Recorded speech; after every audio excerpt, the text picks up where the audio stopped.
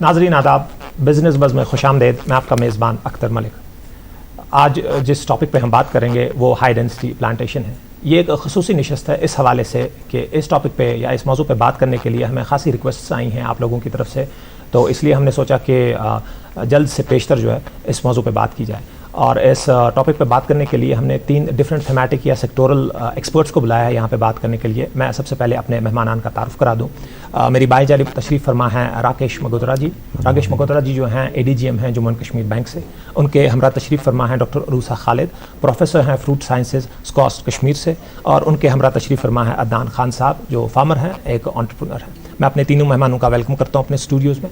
नाज़रीन, इससे पहले के सवाल जवाब का आगाज़ हो, हमारी टीम ने एक छोटा सा वीडियो कैप्सूल मुरतब किया है इस सेक्टर के हवाले से। पहले वो मुलाज़ा फरमाते हैं।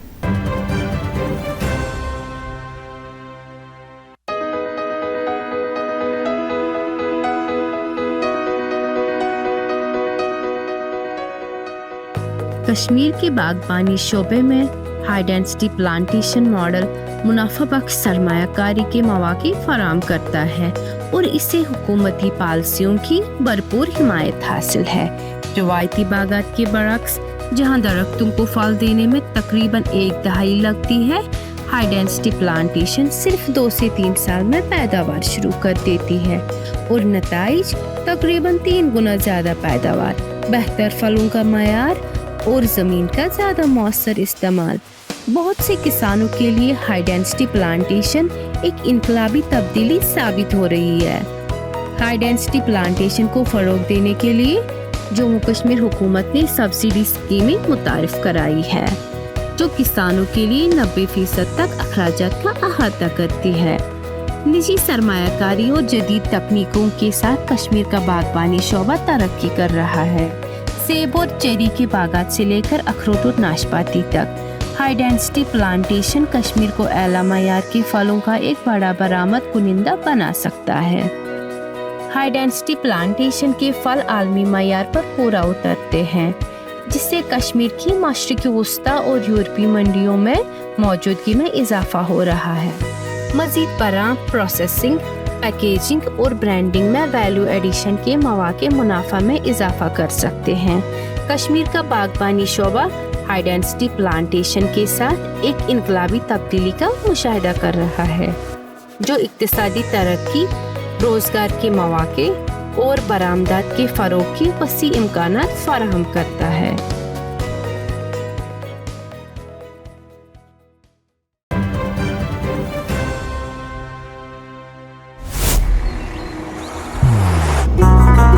मोहब्बत वही जो दिल से हो, बात वही जो दिल से कही जाए, दोस्त वही पक्का जो दिल से साथ निभाए, रिश्ता वही बेजोड़ जो दिल से जोड़ा जाए। दिल से ही तो होते हैं इरादे चट्टान से, दिल से ही तो बनते हैं घर खाली मकान से।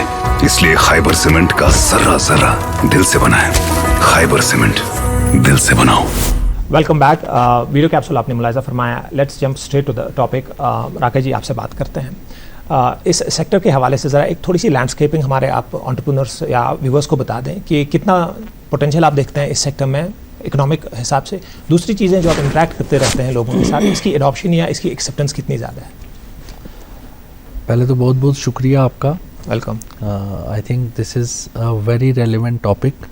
Although I was having a little sore throat, but I could not resist myself क्योंकि टॉपिक इंटरेस्ट का है और I am very very optimistic and bullish about the agripreneurs.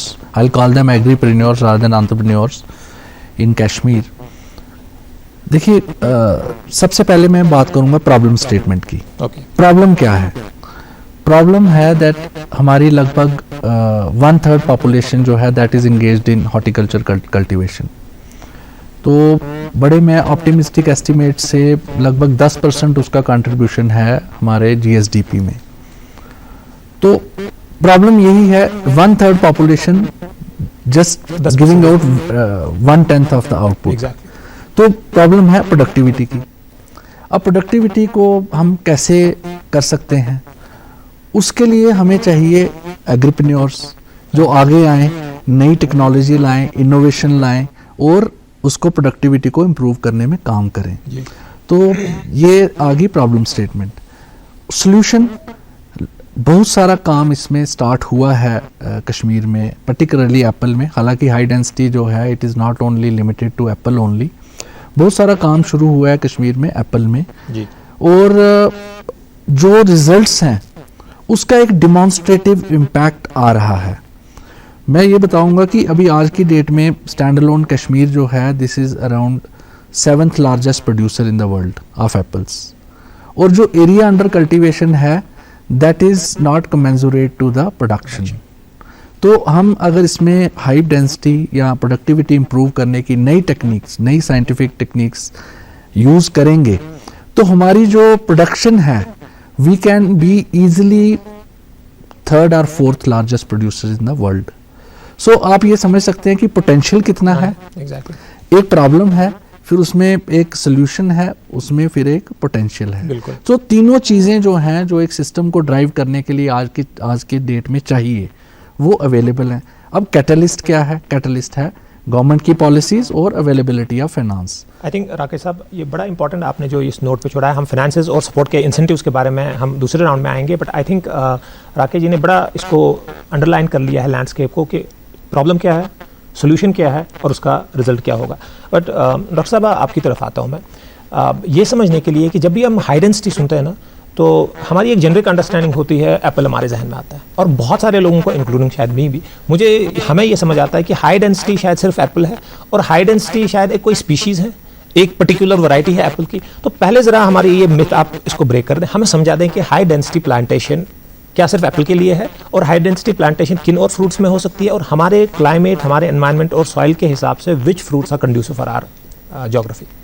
पहले मैं आपको बताऊं कि अभी जो हाई डेंसिटी प्लांटेशन है उसमें हम बोलते हैं कि ये it is a 10,000 crore industry and many of the growers are diving into this without knowing कि हाई डेंसिटी प्लांटेशन होती क्या है। बिकॉज ये एक मिसनोमर वर्ड, उनको लगता है शायद ये कोई हाई डेंसिटी वैरायटी है या they call it by the name of Bulgarian. So आपको मैं बताऊं कि जो हाई डेंसिटी प्लांटेशन है इसका कॉन्सेप्ट है कि कम से कम एरिया में हम ज़्यादा से ज़्यादा पौधे कैसे लगाएं, बट वो तभी पॉसिबल है जब इस पौधे को हम छोटा ही रख सकें। एक जो ये पौधा होता है ये दो चीज़ों का बना होता है, एक होता है रूट स्टॉक और दूसरा होता है सॉइन।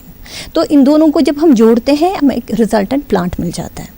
तो अगर हमारे पास ऐसा रूट स्टॉक है जिसका ये कैरेक्टर है कि वो छोटा ही रहता है और ऊपर से हम इसकी कोई भी वैरायटी लगा देंगे ये प्लांट हमारा छोटा रहेगा।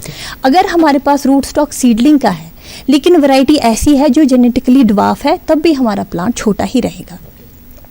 और अगर हमारे पास ये कंडीशन है कि रूट स्टॉक भी ड्वार्फिंग है और वैरायटी भी ड्वार्फिंग है तो रिजल्टेंट प्लांट उससे भी ज़्यादा छोटा रहेगा। तो with the intervention of the root stock and the variety जब एक प्लांट को ये छोटा रखते हैं उस प्लांट को हम हाई डेंसिटी प्लांट बोलते हैं। तो इसको करने के लिए एक तो ये रूट स्टॉक और साइन है, दूसरा हम ट्रेनिंग प्रूनिंग से भी जो है प्लांट को छोटा ही रख सकते हैं। जैसे कि हमारे पास वॉलनट है, उसमें हमारे पास ना कोई ड्वार्फिंग सियॉन वैरायटी है ना कोई ड्वार्फिंग रूट स्टॉक ही है। उस कंडीशन में हम वॉलनट को ट्रेनिंग प्रूनिंग से छोटा रखते हैं। या हमारे पास कुछ ऐसे केमिकल्स हैं जो कि वेजिटेटिव ग्रोथ प्लांट की कम करते हैं, वो छोटा ही रहता है। So these are the different interventions by which we can get a high density plant. अब जब ये हाई डेंसिटी प्लांट है, मैं आपको बताऊं कि ये सिर्फ एप्पल में ही नहीं, हम ये हाई डेंसिटी प्लांटेशन चेरी में भी कर सकते हैं, हम ये पेयर में भी कर सकते हैं। तो ये बट हमें एक ग्रोवर को पता होना चाहिए कि मुझे रूट स्टॉक क्या लगाना है और ऊपर से वैरायटी मुझे कौन सी लगानी है। एंड इससे पहले कि वो इस बारे में सोचे, उनको ये दिमाग में रखना है कि मुझे इस हाई डेंसिटी से क्या फ़ायदा मिलना है as compare to the traditional. इसको क्योंकि हमारे फार्मर्स को ये पता है कि मेरा जो हाई डेंसिटी प्लांट है 2 से 3 साल में ही मुझे प्रोडक्शन देगा। हाई डेंसिटी प्लांट में हमारे जो है 80% जो हमारा एप्पल होता है वो ए ग्रेड का ही होता है। और इसमें जो है हमें better utilisation of the resources हैं। फॉर एग्जांपल इससे पहले वो फ्लड इरिगेशन करते हैं, अब ड्रिप इरिगेशन है जो वहीं पे पानी देता है जहाँ पे उसको चाहिए। या इस प्लांट को किस स्टेज पे खाद न्यूट्रिएंट्स चाहिए वो टाइम पे उसको हम देते हैं। और इस छोटे प्लांट को रखने का एक और फ़ायदा है कि जो भी इसमें हम प्लांट प्रोटेक्शन करते हैं, चाहे फंजीसाइडल स्प्रे करते हैं या इंसेक्टिसाइड कोई करते हैं, वो इस प्लांट के हर एक तह में पहुंच जाता है और उससे हमारा लेबर भी बचता है। और जब फ्रूट्स हमारे हार्वेस्टिंग का टाइम होता है, एक पिकर को आसानी होती है इस पौधे से अपना फ्रूट उतारने के लिए, और वहाँ से भी जो है हमारे लेबर कॉस्ट बहुत हद तक कम हो जाता है।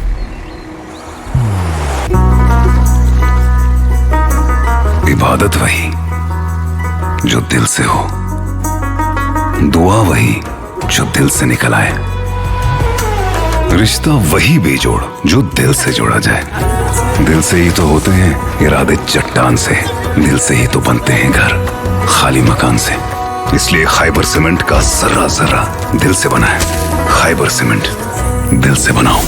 आई थिंक वेरी इंपॉर्टेंट जो मैम ने हमें यहाँ पे डिस्टिंक्शन दी है कि हाई डेंसिटी प्लांटेशन है, ये सिर्फ एप्पल की नहीं है। दूसरी ये कोई भी चीज़ आप या कोई भी पौधा या कोई भी सीलिंग उठा के लगा दें और आपकी एक्सपेक्टेशन के हिसाब से नहीं होगा। तो हम जो जनरली हाई डेंसिटी प्लांटेशन के बारे में सुनते हैं कि जी मेरा बाग वैसा नहीं हुआ जिससे किसी और का हुआ, तो there is a lot of technical expertise जो चाहिए, एंड वो हम मैम से बाद में भी सुनेंगे कि इस कॉस्ट इसमें आगे कैसे आता है। अदनान साहब, आपकी तरफ आते हैं।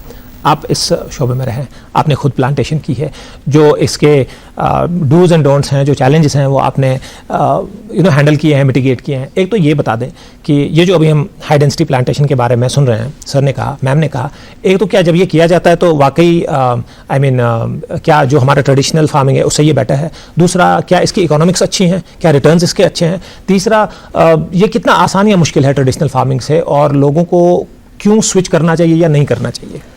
बहुत बहुत शुक्रिया सर, आपने मुझे यहाँ पे बुलाया। सर आपने बहुत सारे क्वेश्चंस एक एक करके आप जी।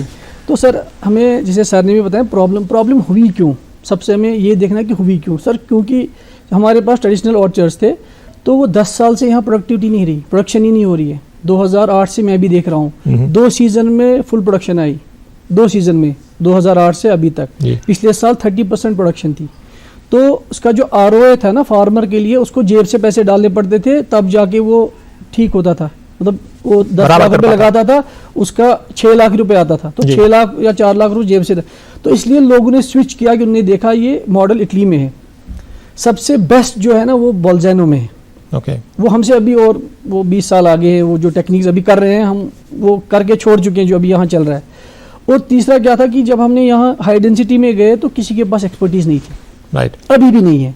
अभी धीरे धीरे बढ़ रहा है, सोशल मीडिया की वजह से लोगों में लोग जा रहे हैं। मेरे कज़न भी इटली गए हैं, मेरे दोस्त भी इटली गए हैं, तो वो वहाँ से सीख कर आए हैं, या स्कॉच ने भी, या बाकी जो इदारे हैं उन्होंने भी इसको अच्छे तरीके से लिया, ताकि, लेकिन सर अभी हम उस लेवल पर नहीं है। और लेकिन एक कॉन्सेप्ट ये बहुत, ये रेवोल्यूशन वाला कॉन्सेप्ट है। हाँ, ये रेवोल्यूशन लाएगा और ला भी रहा है। मतलब लोगों ने पिछले साल करोड़ों में भी कमाए। जिसके पास 40-50 कनाल का लैंड है, उसने करोड़ों में पैसा आया। 2023 में मेरे एक फ्रेंड का आया है 45 लाख 20 कनाल लैंड का। उसमें आप 15-20% कॉस्ट भी निकालो, 30-35 लाख रुपए उसका ROI है, नेट प्रॉफिट। चलो ग्रॉस प्रॉफिट भी मान लेते हैं, और एक रिप्रेजेंटेटिव है कि कितना पैसा आ सकता है। 30 लाख रुपए उसका कहीं नहीं गया। वो अर्ली तैयार होता है। आपका जून जुलाई में आपका मैनेज करना ईजी है, लेकिन आसान नहीं है।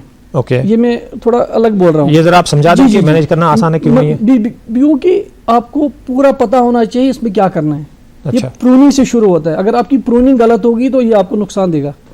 अगर आपका न्यूट्रिशन मैनेजमेंट गलत हो गया, ये आपको नुकसान देगा, और हो भी रहा है। ये बहुत सेंसिटिव प्लांट है। जैसे मैम ने बताया ना, बहुत सेंसिटिव प्लांट है। जैसे हम ट्रेडिशनल में प्रूनिंग करते कुछ भी करके, फिर भी वो फ्रूट देता था, चाहे 5% 10% कम, ये बिल्कुल बैठ जाएगा। ये आपका प्लांट ही खत्म कर देगा उसी के साथ, अगर इसकी प्रूनिंग और न्यूट्रिशन मैनेजमेंट गलत होगी। तो ये एक प्रोसेस है, एक सिस्टम है। इस सिस्टम को हमें सीखना है, प्रोसेस को सीखना है, तब जाके इस हाई डेंसिटी को हमें आगे लेके जाना है। आई थिंक अदनान खान साहब ने लेआउट कर दिया है कि इसके जो इकोनॉमिक बेनिफिट्स हैं वो बहुत ज़्यादा हैं। इकोनॉमिक बेनिफिट्स का क्यों दिया है उन्होंने, तो मैं राकेश जी की तरफ आता हूँ। सर ROI की बात उन्होंने छेड़ ही दी है। और सर एक तो हमें आप इंसेंटिव्स बता दें कि गवर्नमेंट की तरफ से क्या लिंकेजेस हैं, क्या सपोर्ट है, फाइनेंशियल इंस्टीट्यूशंस की तरफ से क्या क्या सपोर्ट है, और उसके लिए क्या प्रीरिक्विजिट्स हैं हमारी तरफ से कि कौन सी चीज़ें लानी है। एंड बियॉन्ड श्रीनगर भी आप हमें बता दें, डिस्ट्रिक्ट्स और may be sub district level पे जब हम हैं, which are the centres where we can connect. तो सर ज़रा इस पर रोशनी डालें। जी, आई थिंक बहुत अच्छे से हमें एग्रीप्रेन्योर जो आपने बुलाए हैं, इन्होंने इसके इकोनॉमिक बेनिफिट्स समझाए हैं हमें। मोटा मोटा मैं ये बताऊंगा कि if a farmer is having 2 to 3 kanal of land, मैं क्योंकि I talk about small and marginal farmers more, because जो बड़े फार्मर हैं 40-50 कनाल वाले, वो तो मतलब they have resources and they can very well get into that. अब जो हमारे छोटे फार्मर हैं, अगर वो 2-3 कनाल में साल में 40-50 हज़ार रुपया या 60 हज़ार रुपया कमा रहे हैं, एक कनाल से 20 हज़ार, जैसे ही वो हाई डेंसिटी की तरफ शिफ्ट होते हैं, so they are earning almost triples. Okay, yes, number 1 वो आ गया। इसका इकोनॉमिक बेनिफिट क्या है, इवन 4 times भी जाती है, क्योंकि एक कनाल में लगभग मैम मुझे शील बियर में आउट लगभग हम 120 से 150 भी लगा रहे हैं हाई डेंसिटी में। तो अब ये लगाना है, लेकिन इसके लिए क्या चाहिए, इन्वेस्टमेंट, राइट, ठीक है। अब उसका दूसरा पहलू ये है कि एक कनाल में लगभग आपको 170 से 2 लाख के बीच का इन्वेस्टमेंट है। अब उस इन्वेस्टमेंट गैप को पूरा करने के लिए जो है 2-3 चीज़ें उसमें ज़रूरी हैं। एक, जैसे आपने कहा, government policies, availability of plant material and availability of finance, right, ठीक है। इन तीनों चीज़ों पे बहुत ही मैं कहूँगा प्रोएक्टिव वे में गवर्नमेंट भी काम कर रही है। आई थिंक नर्सरीज वाले भी काम कर रहे हैं, squast is also working in a very big way in coordination with the horticulture department, और बैंक्स भी जो हैं वो इसमें स्कीम्स ला रहे हैं, रिफाइन कर रहे हैं। मैं आपको छोटी सी एग्जांपल दूंगा। जेके बैंक की पहले स्कीम थी हमारी, we were only dependent upon a scheme which is run through government subsidy. लेकिन जब हमने एक देखा है पिछले साल से कि डिमॉन्स्ट्रेटिव इम्पैक्ट की बात की मैंने, कुछ लोगों ने लगाया, जैसे हमारे एंटरप्रेन्योर हैं, इन्होंने लगाया, इनकी इनकम स्काई रॉकेट हो गई, तो उसके डिमॉन्स्ट्रेटिव इम्पैक्ट से डिमांड बढ़ने लगी जी। अब डेफिनेटली गवर्नमेंट की जो लिमिटेशंस हैं वो सबको तो नहीं एक ही गो में बजटरी एलोकेशंस रहती हैं पूरा कर सकते। हमने वो सेंस किया, we have come out with a very farmer friendly scheme for progressive farmers high density plantation, और उसमें सिर्फ एप्पल कवर्ड नहीं है, उसमें 12 जो फ्रूट क्रॉप्स हैं वो कवर्ड हैं उसमें। उसमें हमारा we have apple, walnut, almond, kiwi, cherry, mango, dragon fruit, और ये जो है मतलब across the geography of JKUT जो है ये प्लांटेशन हो रही है and it is picking up. तो हमने वो स्कीम लाई जिसमें हमने ये किया कि फार्मर को 5 लाख तक का लोन जो है वो बिना किसी सिक्योरिटी के we have done it at a very low rate of interest. 10% से भी कम रेट ऑफ इंटरेस्ट बैंक ने उसके लिए रखा है। और मैं बहुत आपको ये कह सकता हूँ विद ए कॉन्फिडेंस, बिकॉज हमने उसके कुछ डिमॉन्स्ट्रेटिव कैंपेन्स की हैं अनंतनाग में और कुलगाम में।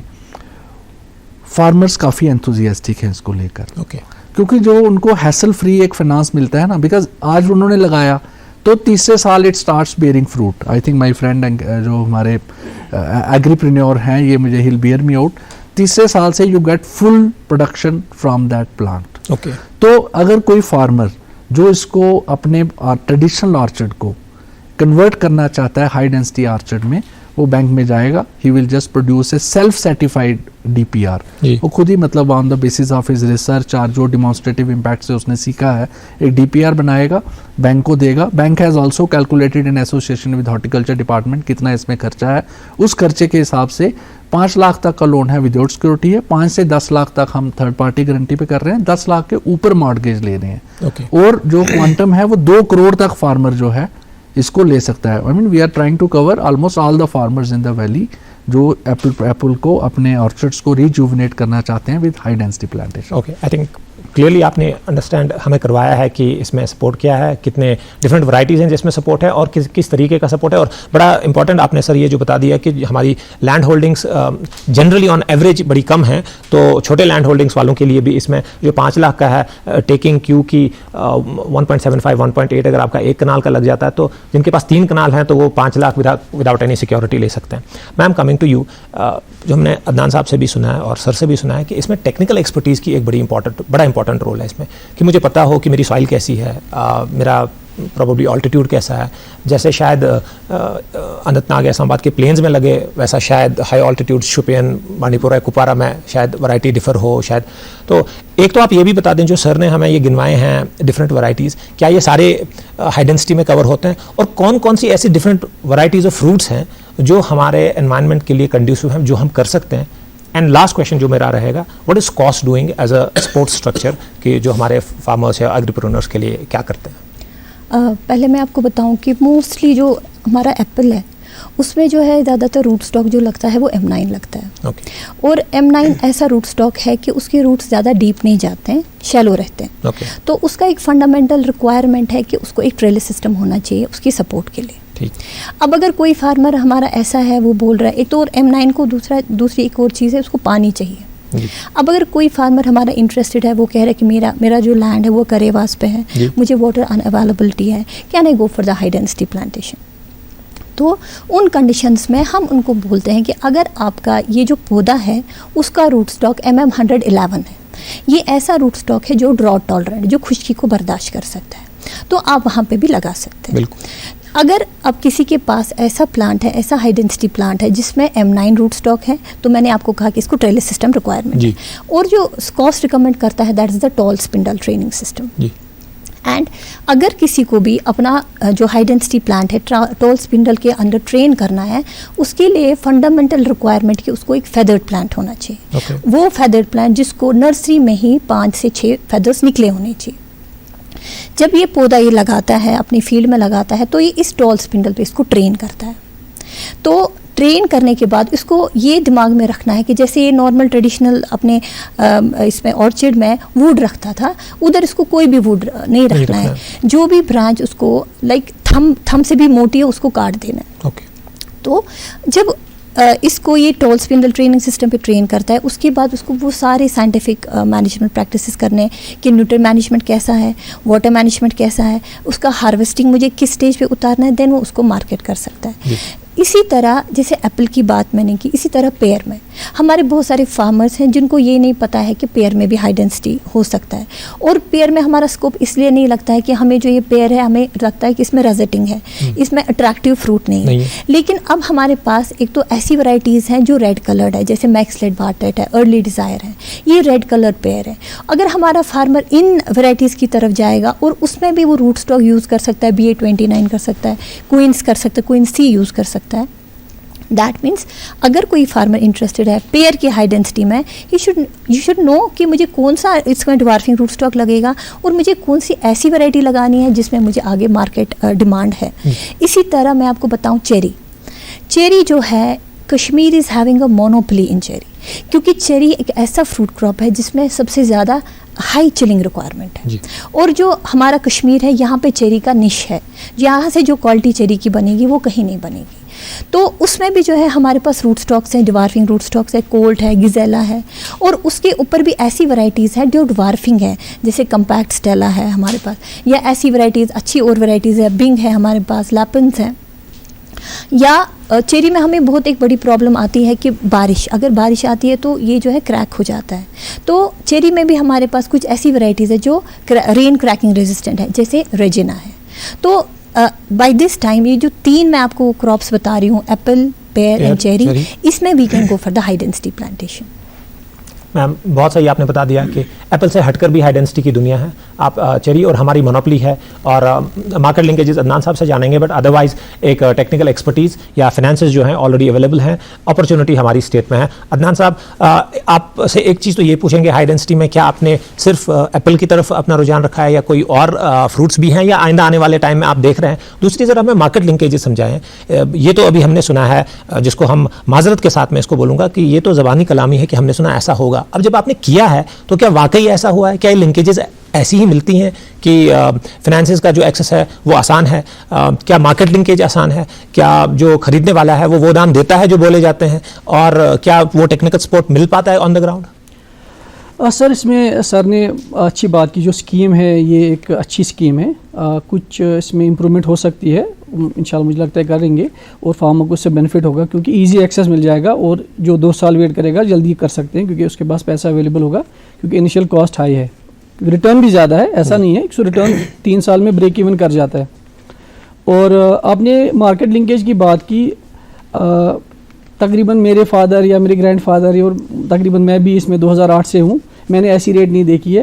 आप देखिए 3000 रुपये का बॉक्स, 10 किलो का बॉक्स हमने अपने ऑर्चर्ड में भेजा है, और ये 2023 की बात है। फिर 2000-2500 एवरेज प्राइस यही है, 1000 का। अब उसमें सर क्या है कि ये फार्मर पर डिपेंड करता है, एक तो वैरायटी कौन सी है, उसकी प्रैक्टिसेस कैसी है, और उसकी पैकेजिंग कैसी है। Okay. ये बहुत इंपॉर्टेंट है। अगर वो मैनुअली पैक करेगा वो फिर नॉर्मल रेट पे जाएगा, अगर वो ग्रेडिंग लाइन पे जाएगा प्रॉपर सिस्टम से ग्रेड करेगा, शाइन करेगा, उसके ऊपर प्रॉपर जो पैकर होगा उसको पता होगा कैसे लगाना है, कौन से साइज़ को। और इसमें सर जैसे हमारे ट्रेडिशनल पेटी होती थी कि 2 छोटे थे फिर बड़ा था, इसमें तो यूनिफॉर्म है, आपका 40 दाना है, 50 दाना है, 60 दाना है, 105 है, 120 है, अलग अलग लेयर्स वैराइटीज़ है। तो आप अगर स्टैंडर्डाइज करेंगे, स्टैंडर्ड बनाएंगे तो आपको अच्छे रिटर्न्स मिलेंगे। आई थिंक क्लियरली हमारी मैसेज आउट है। हमारे प्रोग्राम का वक्त भी जो है इख्तिताम की तरफ बढ़ रहा है, तो मैं इसको ज़रा क्लोज करना चाहूँगा कि अपॉर्चुनिटी हमारी बहुत अच्छी है, फाइनेंशियल लिंकेजेस हमारी बहुत है, हमारा सपोर्ट, टेक्निकल सपोर्ट जो कॉस्ट और हॉर्टिकल्चर डिपार्टमेंट की तरफ से वो मैम ने बड़ा बखूबी बता दिया है। और इसकी एक प्रैक्टिकल डेमॉन्स्ट्रेशन है जो अदनान साहब ने बता दी है कि रेट्स उन्होंने बता दिए हैं, हम कोशिश करेंगे कि उससे ज़्यादा रेट्स आपको मिले। But I think the message is clear out कि हॉर्टिकल्चर में खासतौर पर हाई डेंसिटी प्लांटेशन में बहुत ज़्यादा मार्केट अपॉर्चुनिटी है। और I think this is an easy take जिसमें लोग जा सकते हैं। You can start it from a very small land holding. नाज़रीन, ये हमारी खुसूसी पेशकश थी हाई डेंसिटी प्लांटेशन पर बिजनेस बस के हवाले से। अगले एपिसोड में आपसे फिर मुलाकात होगी। माजरत चाहता हूँ, जब तक के लिए हमें इजाज़त दीजिए। खुदा हाफ़िज़।